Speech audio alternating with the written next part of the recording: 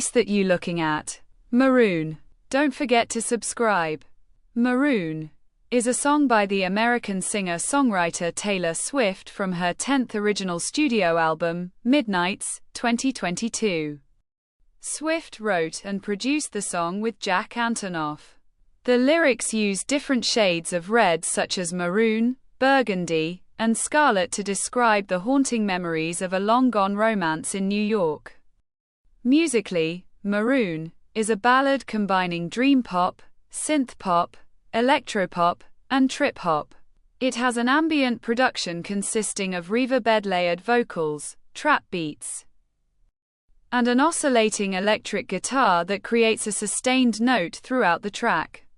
Several music critics who picked Maroon as a highlight on Midnights complimented the production and deemed the lyrics evocative, but some others found both the theme and sound derivative.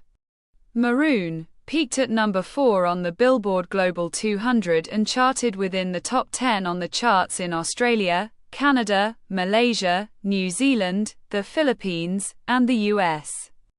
The song received certifications in Australia, Brazil, Canada, and the UK. Swift occasionally performed Maroon on her 6th headlining tour, the Eras Tour, in 2023 and 2024. On August 28, 2022. During her acceptance speech for Video of the Year for All Too Well, the short film at the 2022 MTV Video Music Awards, the American singer-songwriter Taylor Swift announced her 10th studio album and its impending release date on October 21. Soon after, Swift revealed the album's title, Midnights, and its cover on her social media, but she did not immediately release the track list. On September 21, about a month before the album's release, Swift announced a 13-episode series called Midnights Mayhem with Me on the social media platform TikTok. In each episode of the series, Swift revealed the title of one album track. In the 5th episode on September 30, Swift revealed Maroon as the title of track 2. Republic Records released Midnights for streaming, download, and physical formats on October 21, 2022. Swift performed Maroon as a surprise song outside the regular setlist at 10 stops of her Eras Tour. Maroon is 3 minutes and 38 seconds long. It is a recollection of the memories of a long-gone romance. Swift's character reminisces an ex-lover, the one was dancing with in New York. The lyrics use imagery of red shades to recall specific items: the pink of a cheap rosé, the burgundy on her t-shirt from a splash of red wine, the scarlet of the blood that rushed to cheeks. In the refrain, the word maroon is used to describe the remnants that the decayed relationship evokes: the mark they saw on collarbone, the rust that grew between telephones, the lips used to call home, and the funeral carnations. American songwriters Ali Patton wrote that the line, "the rust that grew between telephones," implied that the relationship in question was a long-distance one. After detailing how the relationship derails in the second verse, the narrator contemplates how the relationship still leaves a mark on her in the bridge. "And I wake with your memory over me. That's a real fucking legacy." Music critics found connections between Maroon and Swift's past songs. Billboard's Jason Lipschutz wrote that many of the lyrical motifs on Maroon were hallmarks in Swift's songwriting. Memories in rich detail, vulnerability, missed romance, and the resultant feelings. Some reviewers noted a probable reference to Swift's 2012 album Red, with Carl Wilson from Slate saying that Maroon was a more melancholy and experienced version, with similar themes about heartbreak. John Woolmacher of Beats Per Minute wrote that in addition to Red, Maroon references the flushed cheeks imagery on Illicit Affairs, 2020. He added that the New York setting was similar to the sentiments of Cornelia Street, 2019, and Hoax, 2020, which represented a secret affair and emotionally crushing loss. Sharing the same idea, Powers and Rob Sheffield from Rolling Stone commented that Maroon was a sequel to Cornelia Street, a track about a haunting romance set in New York. Sheffield added that Maroon recalled the New York romance of Holy Ground from Red. Swift wrote and produced Maroon with Antonoff, who programmed the track and played instruments including percussion, synthesizers, Juno 6, modular synth, piano, electric and bass guitars.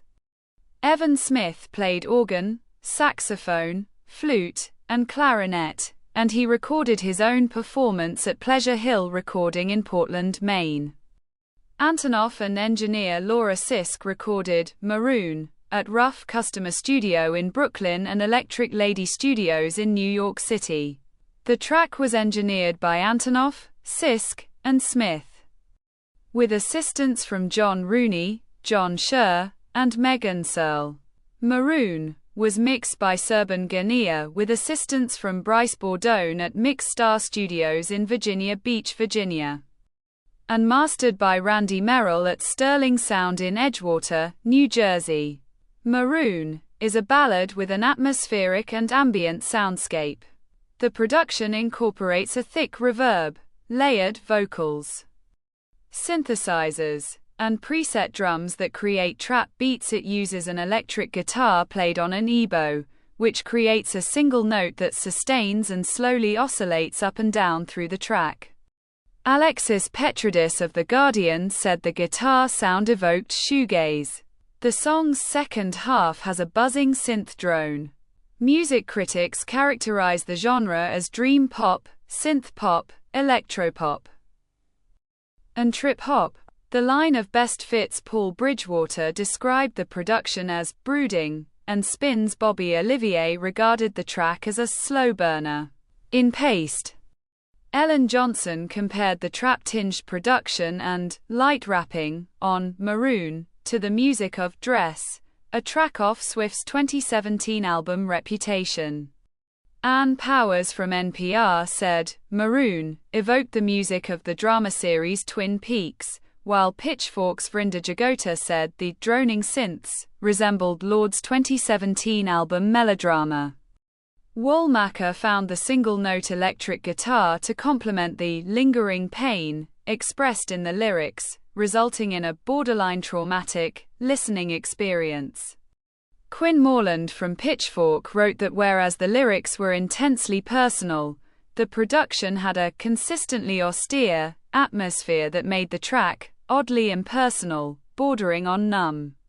Some critics praised the lyrics of Maroon. Courtney LaRossa and Callie Algrim from Business Insider hailed Maroon as a standout track from Midnight's. LaCrossa called the song a brilliant play on Swift's color theory about love, while Algrim stated that it was a shimmering, nostalgic rush of her past songs. Kenneth Partridge, in an article for Genius, found it to contain some of the most poetic lyrics Swift had written. Melissa Ruggieri from USA Today described the lyrical imagery as striking and classically vivid. Some others were fond of the production. Sheffield praised the song as a gorgeous ballad, and Esquire's Alex Bilmes said it had a killer vocal and lyrics worthy of a Ryan Murphy soap opera. Lipschutz said that although Maroon contained many of Swift's songwriting details that had been familiar, their impact hasn't dulled one bit.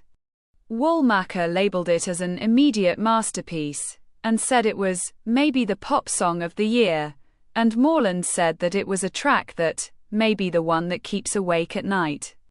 Petridis called the song superb, and deemed it to represent the album's subdued, atmospheric production, and Bridgewater remarked that it was one of the album's minor flashes of brilliance. Mark Richardson of the Wall Street Journal deemed Maroon the best track on Midnight's because it unfolds gradually and hits an exciting peak where words and tune are precisely matched. In a less enthusiastic review, John Caramanica of the New York Times was not impressed by the production, and said that Swift's vocals were stacked together to the point of suffocation. Similarly, Paul Attard from Slant magazine found the production somewhat redundant. Wilson considered Maroon a decent song on its own, but thought that it made the album drag. He added that its songwriting was a bit generic and fan-servicey. Megan Lapierre appreciated the first verse and the bridge, but found that the rest of the song stumbles in comparison. Maroon debuted and peaked at number 3 on the US Billboard Hot 100. Its first week figures included 37.6 million streams, 2,900 downloads, and 471,000 airplay impressions. The song, along with 9 fellow Midnights tracks, made Swift the first act to concurrently occupy the top 10 of the Hot 100 and surpassed Madonna as the woman with the most top 10 entries. It peaked at number 4 on the Canada and was certified platinum. The song reached number 6 on the United Kingdom's audio streaming chart and received a gold certification. This is the end of the video. Don't forget to subscribe. See you next time. Bye.